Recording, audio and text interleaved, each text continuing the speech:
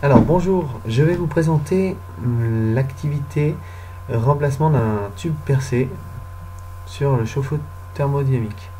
Donc vous avez ici finalement un tube PER qui a été percé et donc il va falloir le remplacer. Donc vous allez avoir besoin de savoir utiliser la pince à glissement, de savoir faire un joint filasse et de connaître la procédure pour mettre en service une installation sanitaire. En ressources, vous avez la vidéo utilisation de pince à glissement qui est disponible sur YouTube directement. Et vous avez le catalogue fournisseur pour le choix des raccords PER à glissement. Vous avez donc les compétences qui sont ici, qui correspondent aux questions que je vais vous poser plus tard là, dans le travail demandé avec les numéros. Et donc finalement ici on va venir vous valider, donc c'est plutôt moi qui vais venir compléter ce tableau là. Et pareil ici, les critères d'évaluation sur le respect des consignes, l'autonomie, règles de sécurité respectées et respect des contraintes horaires. Donc c'est une activité qui dure 1 heure, vous voyez, c'est à peu près ça.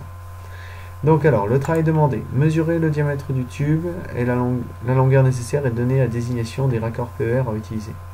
Vous avez sur ce tube finalement, vous allez mesurer sur place directement le diamètre, la longueur et donc les raccords là, qui sont ici. Sont deux raccords différents à glissement et donc il va falloir donner la désignation, donc le nom finalement de ces raccords là en vous aidant du catalogue fournisseur. Voilà, vous avez plusieurs catalogues fournisseurs disponibles et à vous de finalement vous aider de ces catalogues. Lors de l'activité, vous récupérerez les raccords PER existants. Hop, grâce au décapeur thermique. Donc vous aurez finalement ici d'abord à démonter le tube, ensuite à le chauffer ici, de tirer finalement le tube et en fait le raccord vous pouvez le réutiliser. Ça permet de ne pas tout mettre à chaque fois à la poubelle, de pouvoir finalement gagner un raccord. Voilà. Listez l'ensemble des outils et du matériel pour réaliser l'activité.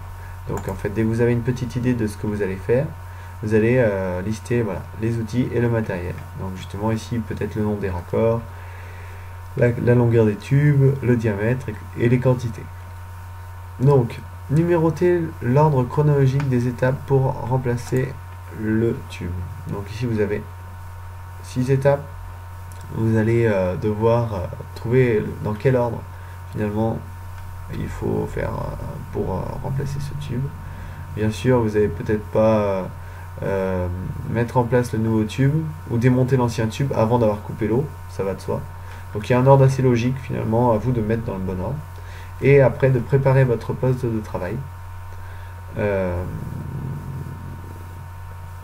Voilà, et de faire vérifier votre poste de travail et votre document, donc ces étapes, par le professeur avant de commencer. Ensuite, vous allez remplacer le tube, et donc en suivant les étapes, et mettre en service.